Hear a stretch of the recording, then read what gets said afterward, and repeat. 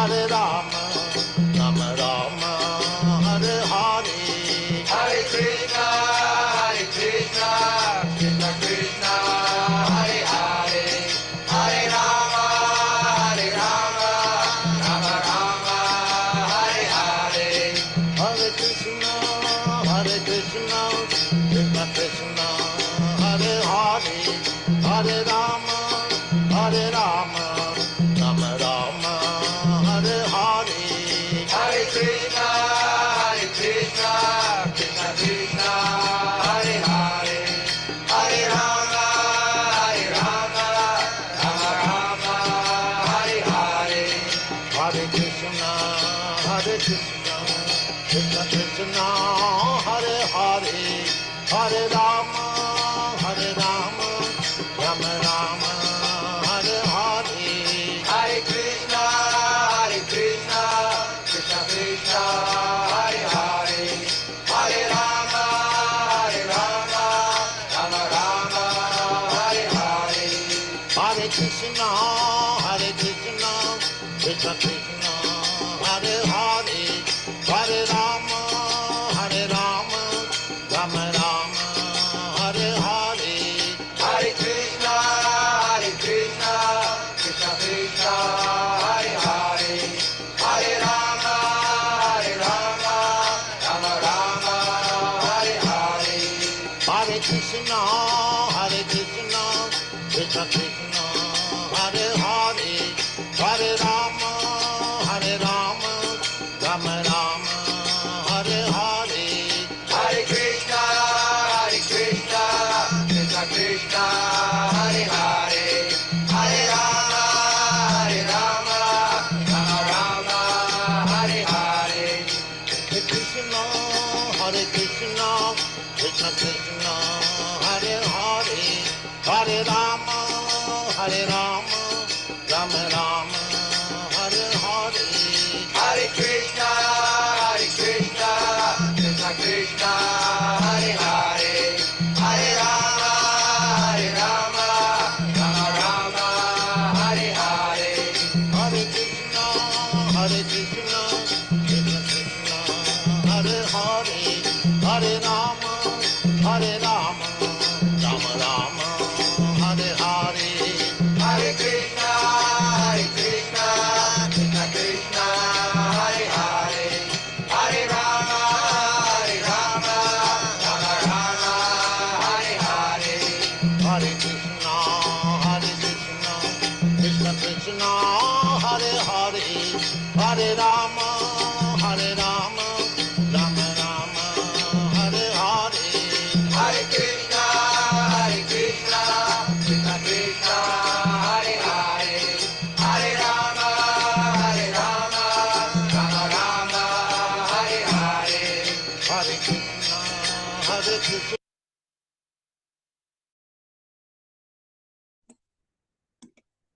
Hare Krishna, dear devotees, please accept my humble obeisances. All glories to Srila Prabhupada.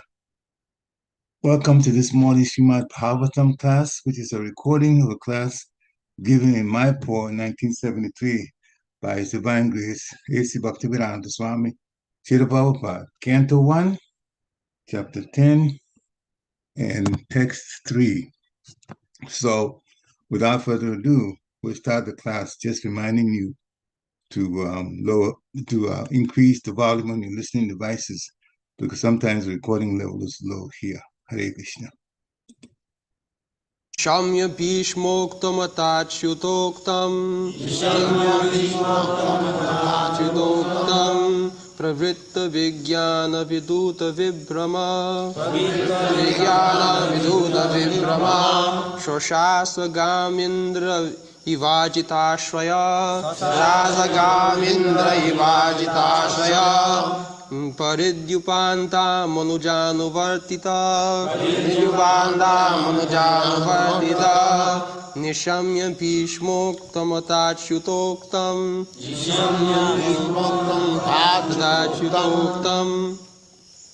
pravṛtta-vijñāna-vidhūta-vibhramaḥ śaśāsa indra ivājitāśrayaḥ paridhyupāntām anujānuvartitaḥ niśamya bhīṣmoktam athācyutoktaṁ pravṛtta-vijñāna-vidhūta-vibhramaḥ śaśāsa indra ivājitāśrayaḥ paridhyupāntām anujānuvartitaḥ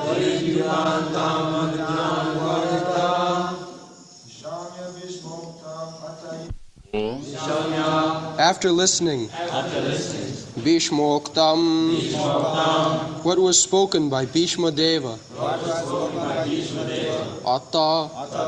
as also athācyutoktaṁ, what was spoken by the infallible Lord Kṛṣṇa, pravṛtta, being engaged in, vijñāna, perfect knowledge, vidhūta, completely washed, vibhramaḥ, all misgivings, śaśāsa, ruled over, gam, the earth, indra, the king of the heavenly planets, like ivājitāśrayaḥ, protected by the invincible Lord, paridhyupāntām, including the seas, anuja, the younger brothers, anujānuvartitaḥ, being followed by them. Translation: Mahārāja Yudhiṣṭhira, after being enlightened by what was spoken by Bhīṣmadeva and Lord Sri Kṛṣṇa, the infallible, engaged himself in matters of perfect knowledge, because all his misgivings were eradicated. Thus he ruled over the earth and seas and was followed by his younger brothers.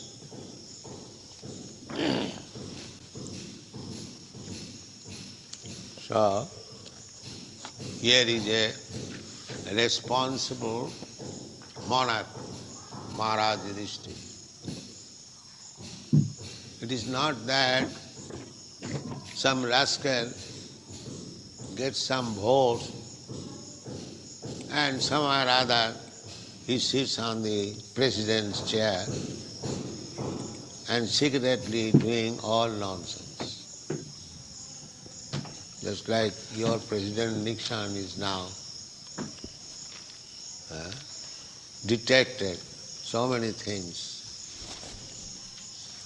The monarchy was not like that.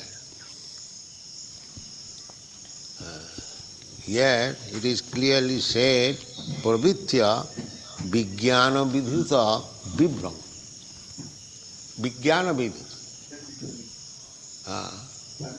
Mahārāja Yudhiṣṭhira was thinking that for me, so many people have been killed, so I have become very, very much sinful. I am not fit for sitting on the throne, such a responsible throne. But his misgivings were dissipated by the words of Bhīṣma, his authority. Next to Kṛṣṇa, Bhīṣma is one of the authorities. There are 12 authorities.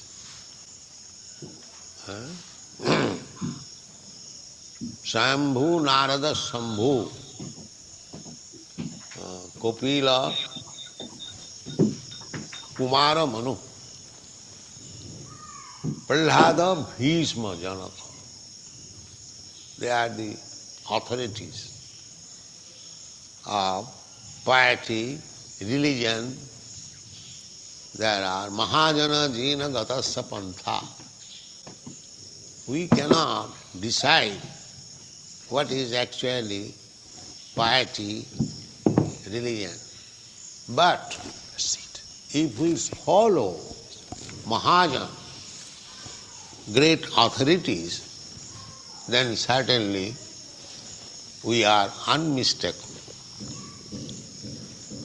So, Yudhiṣṭhira Maharaj, now, all the Pandavas, along with Kṛṣṇa, they have come to Bhīṣmadeva for taking his last instruction. He was lying on the bed of arrows for death. His father's benediction was that Bhīṣmadeva would not die unless he desires to die.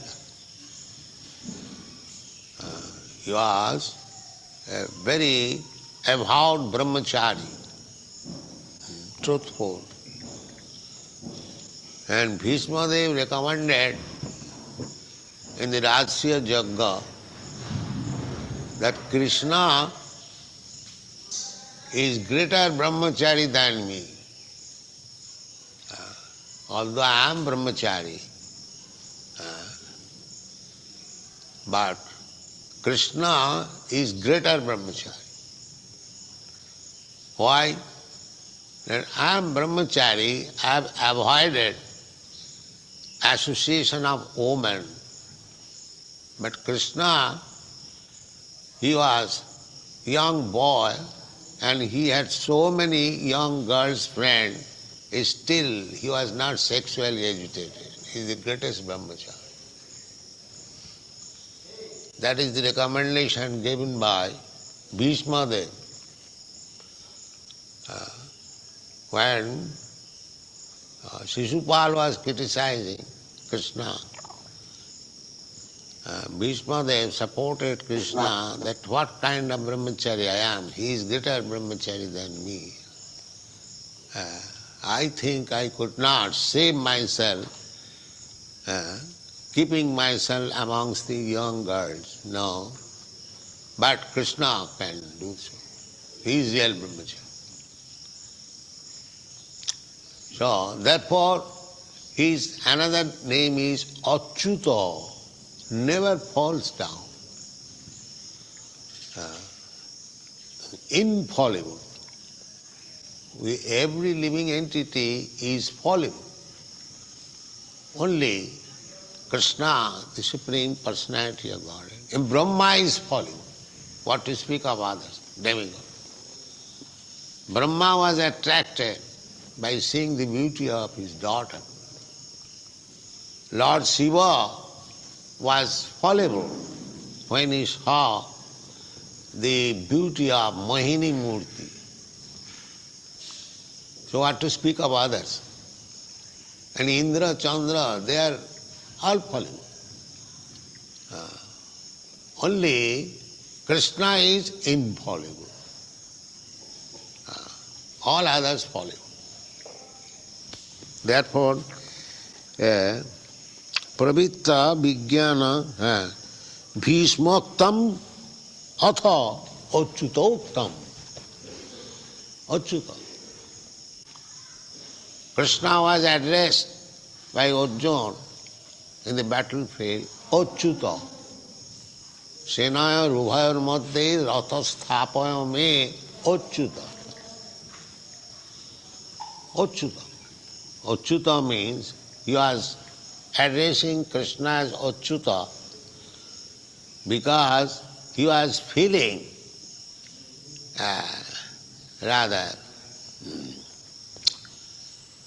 little hesitation that Kṛṣṇa, the Supreme Personality of Godhead, has voluntarily accepted the position of my driver, and I have to ask him, Mr. Driver, please take me there. I have to order him. And he has to carry. Kṛṣṇa, the Supreme Personality of Godhead, has taken the subordinate position of carrying order of Arjuna. Therefore he purposely addressed him, Achyuta, my dear friend Kṛṣṇa, don't mind, I am ordering you, but you have promised to carry out my order. You are infallible, so kindly do not take into mind. I am already.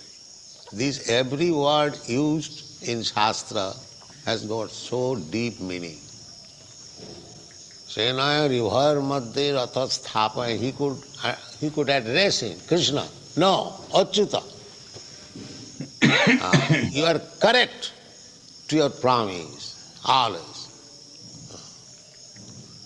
And again, another place, Kṛṣṇa says, Kuntya pratijānīhi nami bhakta pranasati. Kṛṣṇa asked Arjuna that you declare to the world that my devotees will never be vanquished. Why Kṛṣṇa asking Arjuna to declare? He could declare.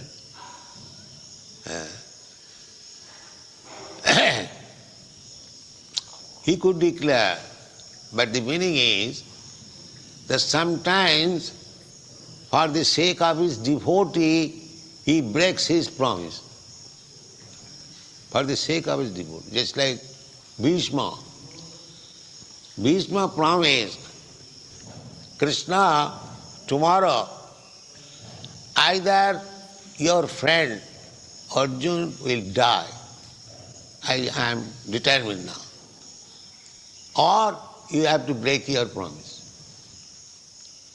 Because Kṛṣṇa said, I will not fight. But when Arjuna was practically devastated by the arrows of Bhīṣma, he fell down, his chariot broke, everything, shattered. Now Kṛṣṇa saw, now Arjuna is going to die. So immediately Kṛṣṇa took the wheel of the chariot and went to the front of Bhīṣma. Now you stop, otherwise I will kill you. So this is fighting.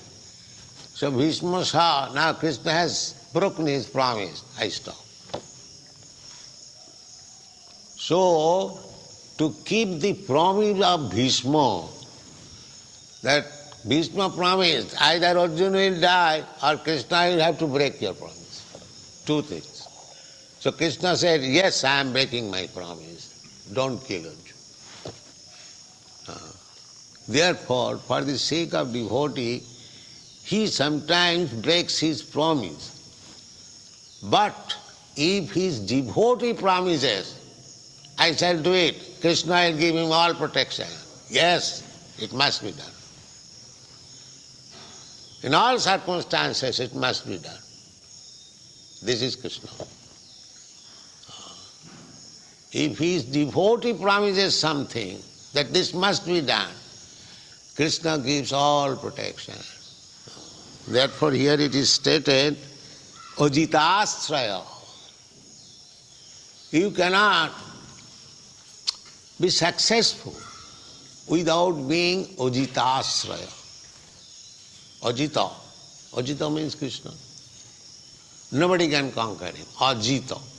Jita means conquer. Nobody is there who can conquer Kṛṣṇa. But Kṛṣṇa also can be conquered by his devotees. Just like the gopis, they conquered Kṛṣṇa. Kṛṣṇa, accepted that, my dear gopis, the service which you have rendered, I cannot repay. You have conquered me. There is no possibility of my repaying you, your service. You better be satisfied with your service, that's all. So Kṛṣṇa's name is Ajita, Achyuta. These are Kṛṣṇa's different names. So, Mahārāja Yudhiṣṭhira, not that here I am getting the opportunity of becoming a prime minister or president, let me jump over like monkey. Not like that. Not like that. He was convinced by the instruction of Bhīṣmadeva, by the instruction of Achyuta, when he saw that if I sit down on the throne to rule over the world, I will be right in my position. That is Mahārāja Yudhiṣṭhira. Not only Mahārāja Yudhiṣṭhira, all the kings who was emperor of the world, they are of the same nature. Same nature. Therefore they were called Rajarsi. Imang Rajarsayo Vidhu, Evang pravṛtta-vijñāna-vidhūta-vibhramaḥ. Rajarsa. The Bhagavad Gita is meant for the Rajarsis, king, but they are saintly person. Therefore they are called Rajarsi. Raja and Rishi, both combined together. Rajarsi. So all the kings in those days, they were all Rajarsis, not this rascal president. So Mahārāja Yudhiṣṭhira ruled over the earth. Now it is clearly stated, paridhyupāntām, up to the limit of the seas. That means all the seas, the Atlantic Ocean and the Pacific Ocean, the biggest oceans, the Indian Ocean, that means the whole world. Here is the proof that formerly the emperors in Hastinapur, Mahārāja Yudhiṣṭhira, he ruled over the whole world. There was only one flag. That is also stated. Up to the time of Maharaj Parikshit, there was no division. The whole world was Bharatvarsha. And the emperor of Hastinapur, they ruled over. Paridhyupāntām, anujānuvartitaḥ. He was not alone. His brothers, Arjuna, Bhīm, Nakul, Sahadeva, great fighters, great commander-in-chiefs, generals, they were at his command, anujānuvartitaḥ. Whatever Mahārāja Yudhiṣṭhira will order, otherwise how could he manage such great empire? He had generals and commander-in-chief like Arjuna and Bhīm, indefatigable. Nobody could conquer Arjuna and Bhīm also. Mahārāja Yudhiṣṭhira personally, he did not fight. His brothers were sufficient to fight for himself. As in the battlefield of Kurukshetra, he was not fighting, but his brother Arjuna and Bhīm was fighting. So, very quick, Mahārāja Yudhiṣṭhira completely, scientifically, vijñāna-vidhūta. Vijñāna means scientific. Jnana and vijñāna. Jnana means ordinary knowledge, and vijñāna means practical knowledge. Just like in science, BSc, one has to pass the theoretical examination and practical examination. Without passing practical examination, theoretically you may know hydrogen and oxygen makes water. Now, in the laboratory, you have to pass the examination how to transform into water two gases, hydrogen and everything. This is vijñāna. So, he eradicated his ideas he was thinking that he was wrong. So when everything was clearly explained by Bhīṣmadeva, vijñāna-vidhūta-vibhramaḥ, scientifically, the sentiment in the Shastras, there is no question of sentiment. In the Vedic knowledge, everything is vijñāna-vidhūta-vibhramaḥ. Education means to purify the knowledge.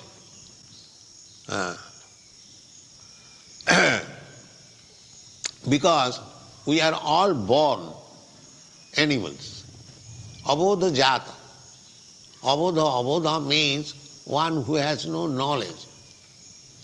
The animals, children, they have no knowledge. Just like we will see the behavior of small children and household cats and dogs, their behavior is almost the same, no distinction. Because in that stage, everyone is abodha jata, born fools and restless. But the animals, there is no chance of educating them. Whereas human children, there is chance of educating them. Therefore in the human society, there are educational institutions.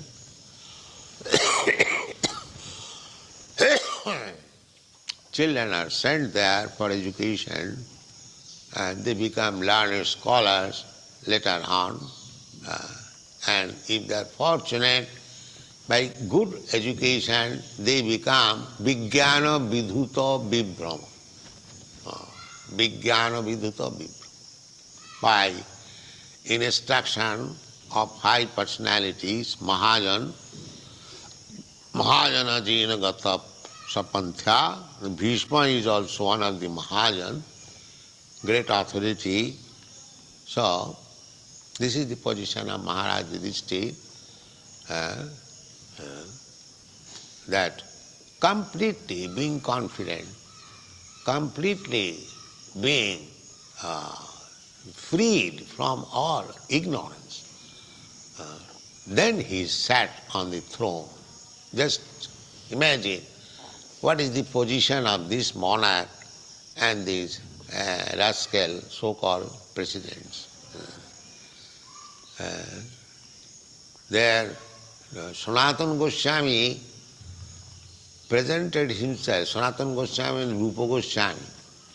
He presented, both of them presented themselves before Chaitanya Mahaprabhu as Nīc Jati. Nīc means lowest grade, Jati, born. But actually, they were born of very high grade Brahmana family of Karnataka. But why they presented themselves as Nīc Jati? Because that is explained in Bhakti Ratnakara, that because their behavior on account of mixing with the Mohammedan kings degraded, therefore they considered themselves as Nīc Jati. And that is confirmed by the Shastras. You may take birth in high Brahmana family, but by association and culture, if you become degraded, then you have to be designated as such degraded person. Not that you become degraded, at the same time you keep yourself as Brahman. That is not possible. Jasyahi jat lakhanam sha varnabhibhanjakam. In the Shastra it is said that there are symptoms of varna. Just like in the Bhagavad Gita, you will find the symptoms. Who is a Brahman? So these are the symptoms. sattva samo dhamma titikha arjava jnanam vijñānam astikam brahma karma sabhavajam. So, if we don't find these symptoms, then how one can become Brahman? That is not possible. Therefore, in our Kṛṣṇa consciousness movement, we are trying to develop these symptoms of Brahman, not by birth, to educate them. How to become sama, dhamma, titikha, arjava. So therefore you should know that you are not born in the Brahmana family. It may not be very hard word, but actually it is mlecha javanas. Mlecha javanas means the cow flesh eaters, meat eaters. They are called mlecha javanas. Especially mlecha means cow eaters. So you are coming from the mlecha javanas family, but you are being accepted as Brahmana. Why? For the symptoms. You are being trained up to acquire the symptoms, samadhamma titikha. If you think that now I have got the sacred thread, I have become victorious. No. You must always examine yourself whether I am possessing all the symptoms. Otherwise, no, good. Simply by a thread, it do not become. Sutrameva hīdījattam. There is a Kali Yuga, it is said, a sutram. Sutra means this thread. If somewhere or other one gets this thread, he'll think himself he has become Brahman. No.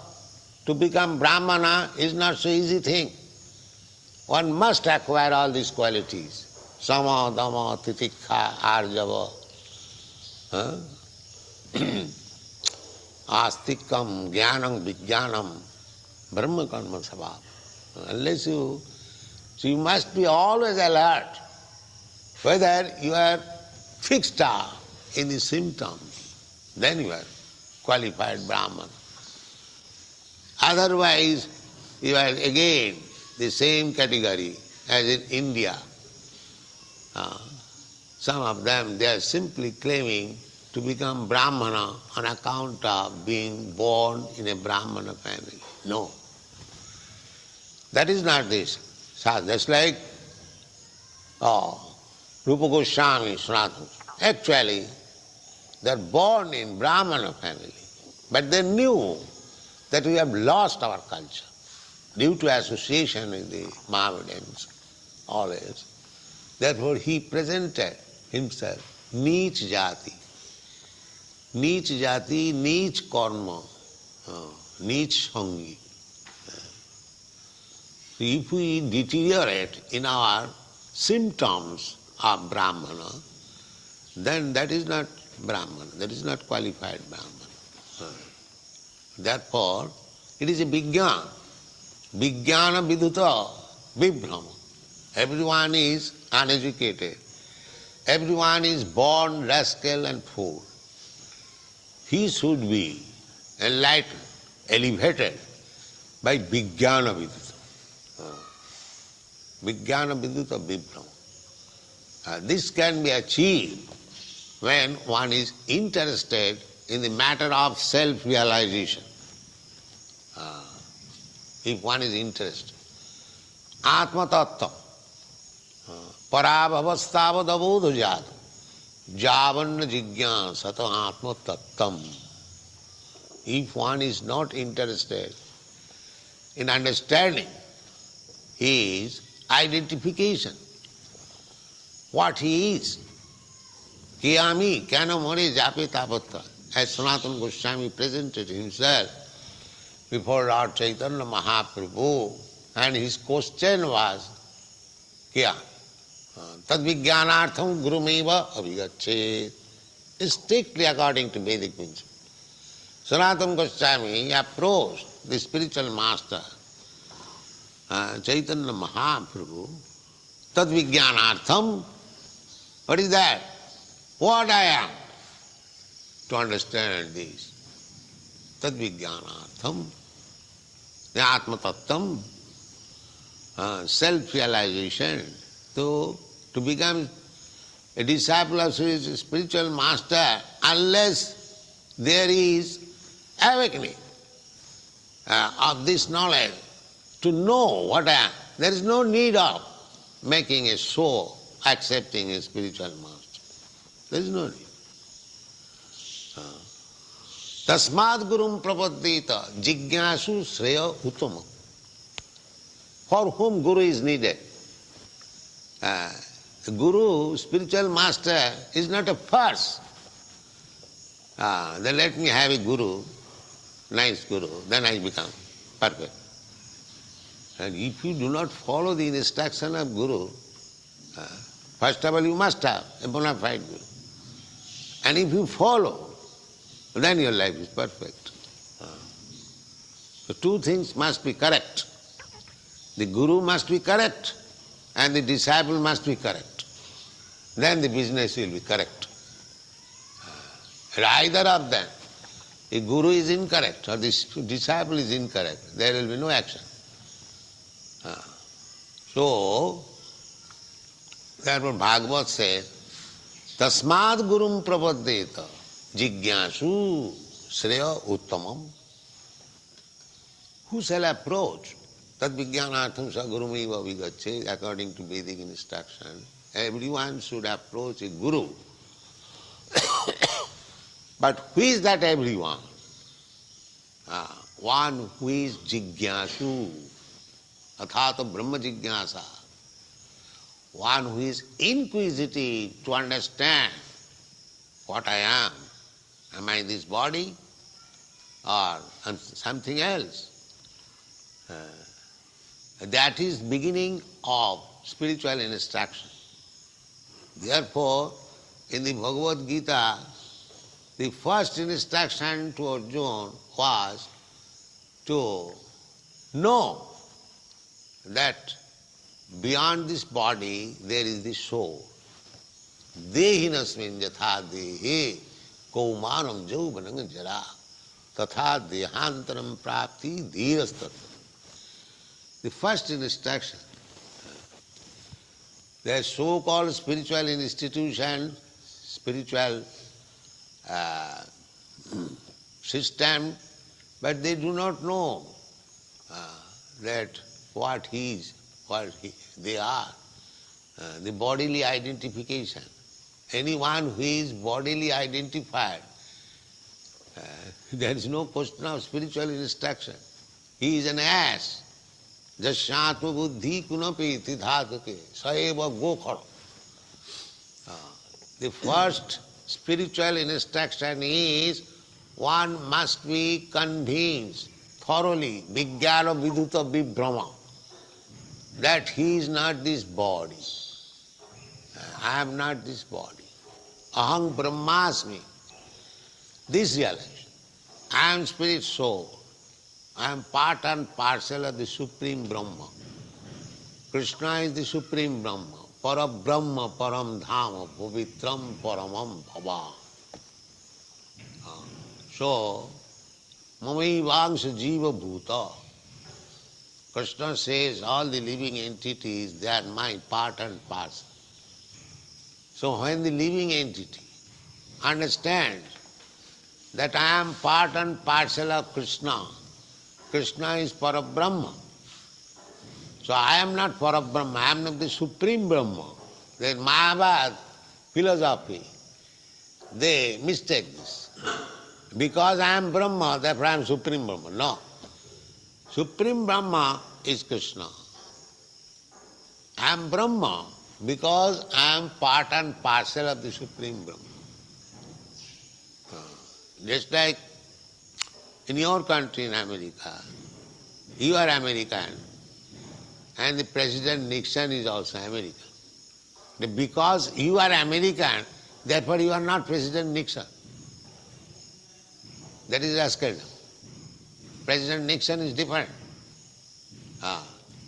Similarly, because you are Brahma, that does not mean you are Parabrahma. Parabrahma is Kṛṣṇa. There must be distinction between the Parabrahma and the individual Brahma. This is the Dvaitavad philosophy. And the Mahābhārata philosophy, they say, because Parabrahma is Brahma, I am also Brahma, therefore we are one. No. You are one qualitatively. Brahma, as Brahma you are one. But as Parabrahma and Brahma you are different. This is Achinta Bhedāve, Chaitanya Mahaprabhu's philosophy. Simultaneously one and different. As Brahma, we are one. But as Parabrahma, Vibhu and Anu, the Supreme is Vibhu, all-powerful. I am Anu, infinite semen, infinite and infinite semen. So, Mahārāja Yudhiṣṭhira, when he was firmly convinced of his position, then he took charge of ruling over the whole world. Not just like at the present moment, India is a small tract of land, and that is also being divided now. Bangladesh has gone out, Pakistan has gone out. Someday some other province will go. Not like it is the whole world. He took charge of ruling over the whole world. śaśāsa indra iva. Indra is the king of heaven, heavenly planets. So, as Indra is powerful, and nobody can, even Indra is never defeated. Sometimes there is fight between the Devasura, Asura and Deva. But when there is fight between the Deva and Asura, Deva means the demigod, and Asura means the atheist class. They are always existing, the atheist class. Two classes are made, atheist class and theist class. bhīṣmoktam bhavet daiva, asurastad viparjaya. Those who are devotees of Lord Vishnu, Vaishnava, they are demigods. And anyone else, all demons. Except Vaishnava, everyone is a demon. You can say, I am the devotee of Lord Shiva, how can I be the demon? Yes, you are demon.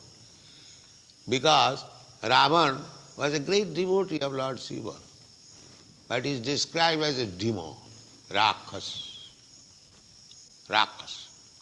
Hiranyakasipu was a great devotee of Lord Brahma. Still, he is described as Rakhas, demon. So, if you are devotee of the demigod, you can become powerful for some time, just like Hiranyakasipu became. He took benediction from Lord Brahma that I shall not die at daytime, at night time, on land, on sea, on the sky. I shall not be killed by any animal, by any demigod, by any man, by any... So many ways. Definition by negation. Not this, not this, not this. First of all, he wanted to make me immortal. And Brahma said, I am not immortal. How can I make you immortal? That is not possible. Then he thought, I am intelligent enough. I shall indirectly become mortal. I shall not be killed in this way, I shall not be killed in this way. No animal can kill me, no man can kill me, no demigod can kill me. I shall not die at night, I shall not die in daytime, not on the land, not on the sea, not in the sky. In this way, whatever imagination he could manufacture, he settled up. Now I am immortal. But Kṛṣṇa is so cunning and intelligent that he kept all the promises of Brahma, still he was killed. Hiranyakashipu. He was not killed at daytime, he was not killed at night, he was not killed in the sky, not on the land, not on the sea, on the lap. Hiranyakashipu, he did not think that I'll have to die on the lap of the Supreme Personality of God. That was his fortune. Anyway, so this is the way. And here it is said, śaśāsa gām, indra eva. Indra, the demigods, they are always protected by Vishnu. Always protected. Whenever there is fight between the demigods and the demons, Lord Vishnu takes the side of the demigod. Therefore, Indra is ivājitāśrayaḥ. He is confident that I am protected by Lord Vishnu, Ajita. Similarly, Mahārāja Yudhiṣṭhira also, when he was assured that I am also protected by Kṛṣṇa, I am also enlightened by the instruction of Bhīṣma, my brothers, such big brothers, Bhīm, Arjuna, they will follow my instruction. In this way, when everything was incomplete, vijñāna-vidhūta-vibhramaḥ, then he accepted the throne. This is monarchy, this is king. Thank you very much. Hare Krishna, another wonderful lecture by Srila Prabhupada. So many points. This is a long one, 42 minutes. Not the usual half hour or a little less than half hour that we've been getting earlier. So much is there for us to digest and get properly educated, as Srila Prabhupada was saying. There's Gyan, ordinary knowledge, and there's Vijñāna, practical knowledge. But Srila Prabhupada teaches us so that our Vijñāna would increase. This is the time, dear devotees, to unmute yourself. If you want to share realizations, takeaways, ask questions, this is the time to do it. Hare Krishna. Hare Krishna, please accept my humble obeisances, all Krishna Srila Prabhupada. Step line, bless Srila Prabhupada. Yeah, Prabhupada's lectures are always so powerful. There's always some takeaways from it. I got 3 takeaways, but I'll just share one for now. Very interestingly, I've never heard anyone describe Kṛṣṇa as a perfect brahmachari. I never ever, it just that concept, never hit me until Prabhupada just said that, he had so many wives and gopis, but he was never, he was never disturbed sexually or lustfully. And when he was, when Bhīṣmadeva was saying, in the Rajasuya sacrifice, who was the, best brahmacharya, and he said that it was Kṛṣṇa. And then Prabhupada went on to explain, that Kṛṣṇa is the best and the perfect brahmachari. And I had to really think about it, and I said, yeah, like that, and I think because we've, at least I, have always viewed and accepted and seen Kṛṣṇa as a Supreme Personality of Godhead, one who has 6 opulences and so on and so forth, but never, looked at it from the angle that he was, he has a perfect brahmachari. So that was a really a strong takeaway for me, was to see Kṛṣṇa and that, to really understand Kṛṣṇa in that way, see him and like, yeah, wow, he's not attracted, and that's why they say, I think that, Atmarama, right? Like Kṛṣṇa is not attracted to all this stuff, like, yeah. So that was one of my takeaways. Hare Krishna. That's very nice. Yeah, it was one of my takeaways also. This was Bhīṣma that made the comment comparing himself to Kṛṣṇa, and Kṛṣṇa is the perfect brahmachari. Wonderful, and with proof. See, the Prabhupada, practically everything that he said today, he also provided examples to prove it. Devotees, Again, any takeaways that you would like to contribute to this, please unmute yourself. And if not, then, maybe you can continue with your other takeaways too, because you said you had a couple more. Yeah, the other one I had was how Prabhupada was stressing the point of Brahman, Brahman doesn't mean just getting the thread. And this is what we also, I learned when I was taking the deity worship training by Nrsimha Kavacha Prabhu. He said that, nowadays it's an issue or a concern, amongst devotees that they just think that once I get Brahman initiation, I'm qualified. I'm Pakka, I'm advanced, I'm senior because I have the thread. And Prabhupada just smashed it, pretty much smashed it, and said it's not about how long we have been serving in ISKCON. It's not about how long we've been a devotee. It's not about, I know this, I know that. And it's definitely not about, using the Brahman thread. It's about are we behaving, acting, and carrying out, the qualities of a Brahmana, especially getting on the altar, we have to have all those, and of course, none of us have those qualities. At least I can speak for myself, but we should definitely work to develop those qualities, at least some of it, because we just can't, we just can't wear the thread and say, okay, put me on the altar because I'm a Brahmin, So Prabhupada just smashed it. So that was one of my takeaways, how Brahmin means we have to learn. And Prabhupada talked a lot about, about education, learning, teaching. So it really, for me, it ties into this whole, becoming a Brahmin consciousness, that learning, teaching, educating, training, and developing the qualities of a Brahmana is very important for Brahman initiated devotees. So that's one thing that I wanted to share was, that, yeah, we have to learn what it means to be a Brahmin, and to develop those qualities that's has already been stated in Bhagavad Gita. I think it's 9 or 12 of those qualities. I believe it's 12, but I may be wrong. But it's 9 to 12 of them in Bhagavad Gita. So we have to develop those qualities and not just say, okay, I got a thread, so now I'm good, I'm covered. But then and then on the, on the other spectrum, it doesn't match the character. So that's one of my takeaway. And the last one is Prabhupada spoke about guru. That was really, really strong for me, a huge, big reminder what it means to have a guru. Why do I want a guru? How much will the guru be influential in my life? Or do I want the guru to be influential in my life?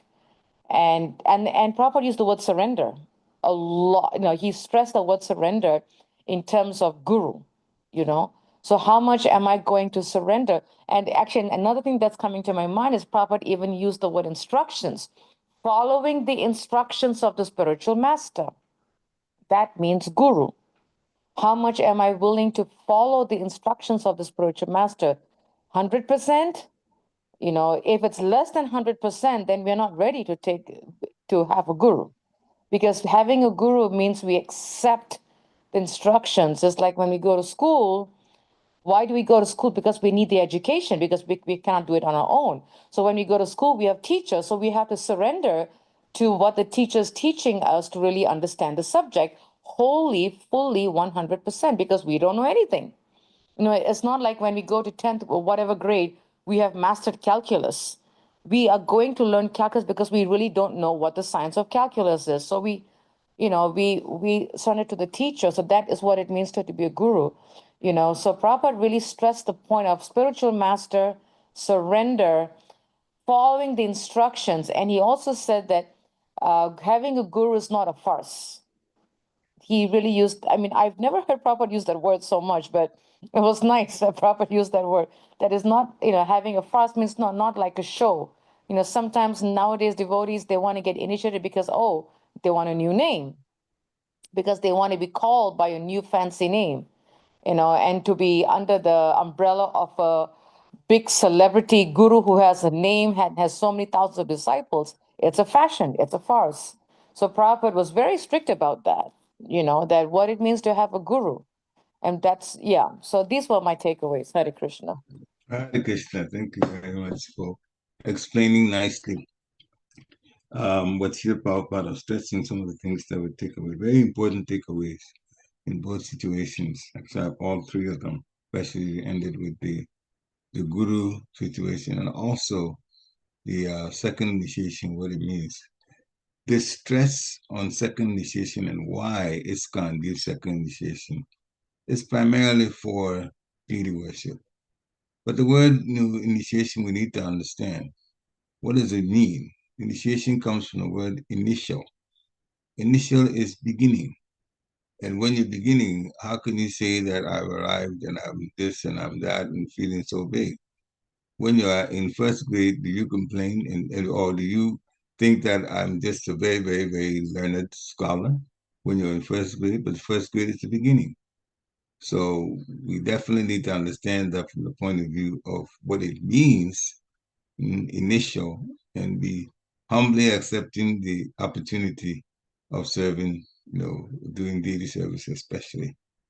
That's what, because some things that second initiates are supposed to do. I don't even call myself a Brahman. I just call myself a second initiate. I never call myself a Brahman because I don't see myself that way. But I've been given the opportunity by second initiation to do some other services set aside for second initiates. That's all.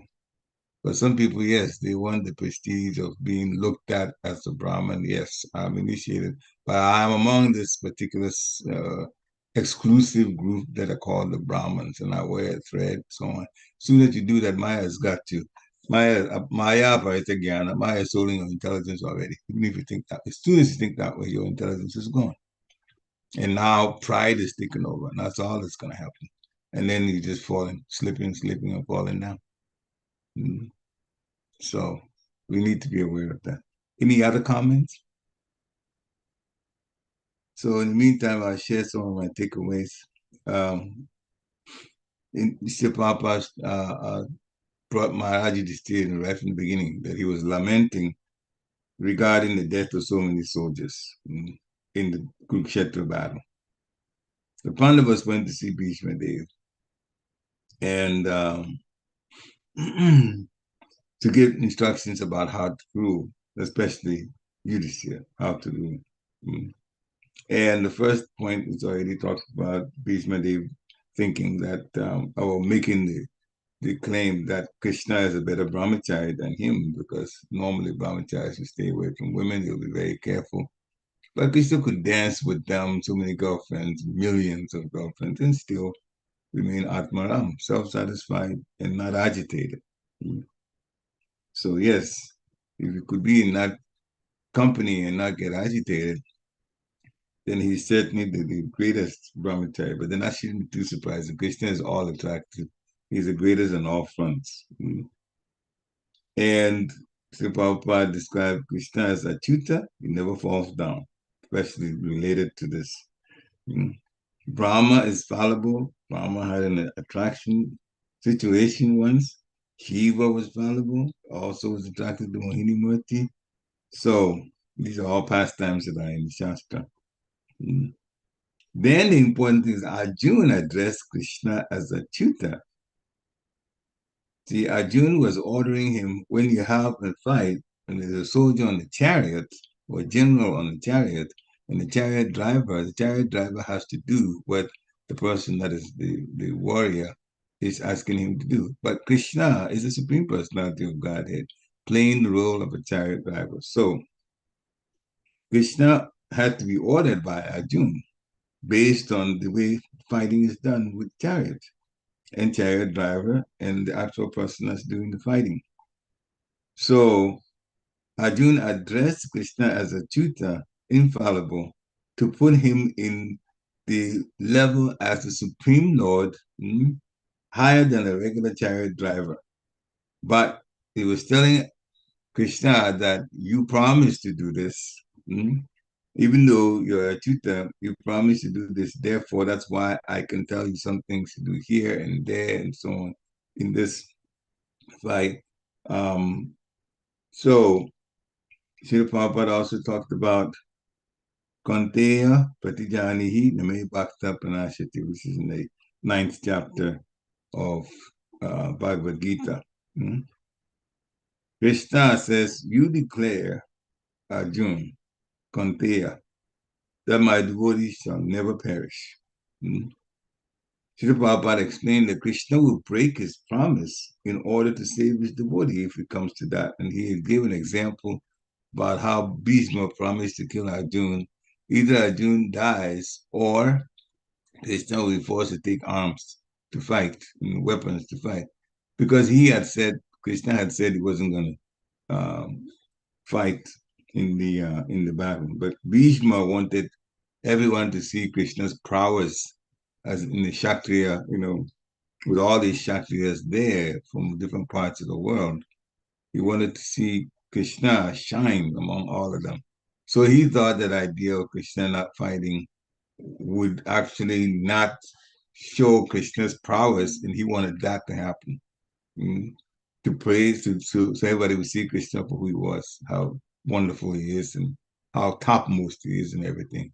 So that was the reason behind Bhīṣma wanting Kṛṣṇa to fight, even though he said he wasn't going to fight. So he got Arjuna in trouble on one of those days, so much that Kṛṣṇa had to take a wheel of a chariot and confront Bhīṣma. So Kṛṣṇa himself can break his promise. But then, one other important point that Srila Prabhupada made connecting to this was that the devotee, when he promises, Kṛṣṇa gives all protection to make sure that the promise becomes factual. The promise actually happens. He may, say something and then go against it, or do something different based on the circumstance. But he does not want this devotee's words to go in vain. Therefore, he gives the devotee protection so that what the devotee said would happen will actually happen, the pure devotee. So that's why in Bhagavad Gita, in the battle of Kurukshetra, Kṛṣṇa said, Kanteya Pratijanihi Name Bhakta Pranashati. You declare my devotee will never perish. So if you want to be a devotee of the Lord, this is the advantage. You will not perish. You may go through trials, but Kṛṣṇa always delivers. What is bound to happen would happen in Kṛṣṇa's own time, and the protection is always given to the devotee.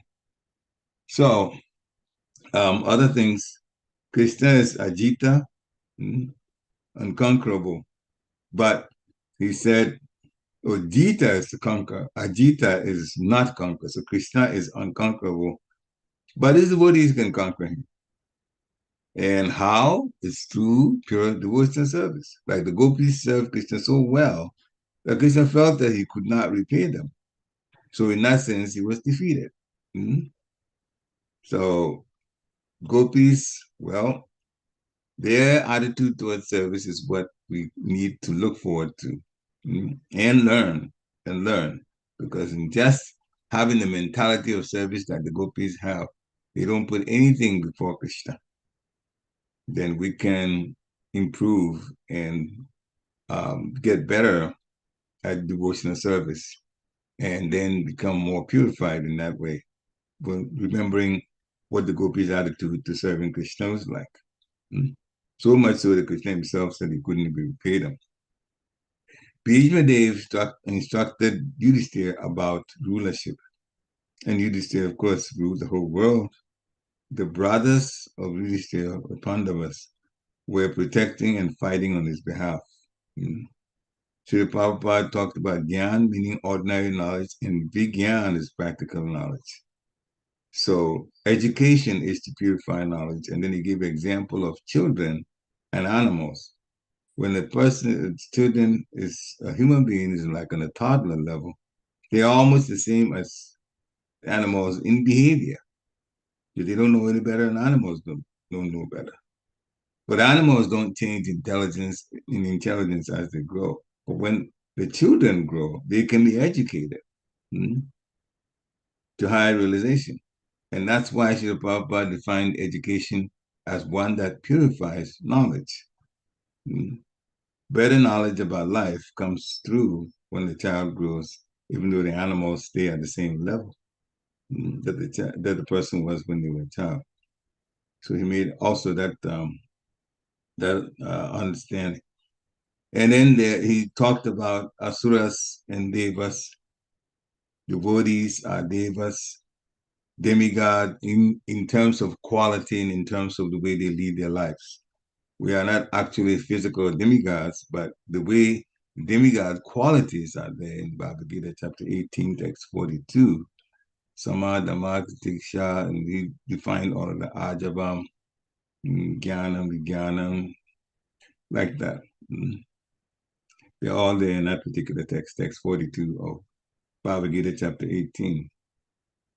Now, one point he made about worship of Lord Shiva. So, some people say they are devotees of Lord Shiva, but Srila Prabhupada put them in the category of demon. Why? Well, there were demons who were devotees of Lord Shiva. They worship Lord Shiva even better than people today that worship Lord Shiva. But they were demons. Because people go for the thing is, devotees, those who worship Lord Shiva or stick to Lord Shiva, they don't think that they're demons. But Srila Prabhupada has categorized them that way because they're going after material things. And demons are after power, control, as much of material dominance as they can have. That is a demon's mentality. So if we go to Lord Shiva wanting material things, and many people do puja to Lord Shiva that way, then that makes us demons not as big as the big demons, but our demonic mentality is there because it's material mentality. Proper mentality is spiritual mentality. And that's why we're told those who worship demigods, their intelligence is lost.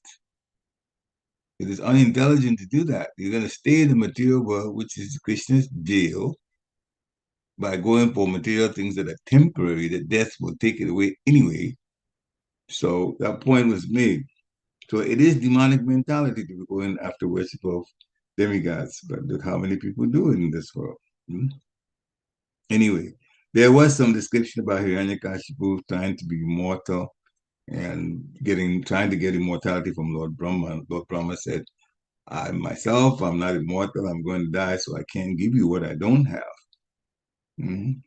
So he tried indirectly to go through a way in which he thought he would be immortal. So he told Lord Brahma didn't bless me that I will not be killed by an animal, a person, day or night, in the land, in the sea, in the sky. So Lord Brahma granted all of that. But little did Hiranyakashipu realize how intelligent Kṛṣṇa was. He came in a situation where he never broke any of the promises or boons given by Lord Brahma to Hiranyakashipu, and still he killed Hiranyakashipu. So Kṛṣṇa is the topmost. We just have to surrender to him, as he says to do. So Indra is assured of, he's called ivājitāśrayaḥ because he's protected by Lord Vishnu. All devotees are protected by Lord Vishnu. Mahārāja Yudhiṣṭhira was also assured of the same protection. He was enlightened by Bhīṣmadeva and he was protected by Lord Vishnu. And he was given instructions to his brothers. So in that way, everything was complete. So then he accepted the throne. Remember at the beginning, Mahārāja Yudhiṣṭhira was in anxiety about why should he even be on the throne after he's been the reason why so many, 640 million soldiers had been killed. So he was in great anxiety. But through this, Prabhupada ended it that, with the proper understanding and instruction by Bhīṣma and protection and following instructions of by the Pandavas, the other Pandavas, then everything was complete. And so Mahārāja Yudhiṣṭhira accepted the throne. That is monarchy. That's king. So there should be the proper training. Of course, now there isn't. You see how confusing things are now. It just goes by votes, and the person that's talking is just promising something, whatever he perceives things to be. And half the time, politicians, what they say, they don't even follow through on it, which means it doesn't make any difference in the lives of the people. But the proper training, just like Mahārāja Yudhiṣṭhira got from Bhīṣmadeva, that is what is needed. And then the king, with the proper training, can rule properly. So that's what we're lacking in this Kali Yuga. Hare Krishna. Any other comments or questions before we end? If not, then I'd like to thank all of you for coming on today to hear again a wonderful lecture by Srila Prabhupada. Have a wonderful Krishna conscious day. Panchakalpatarubhasya kripa sindhubhya eva cha patitanam pavanebhyo vaishnavebhyo namo namaha. Srila Prabhupada ki jai. Hare Krishna.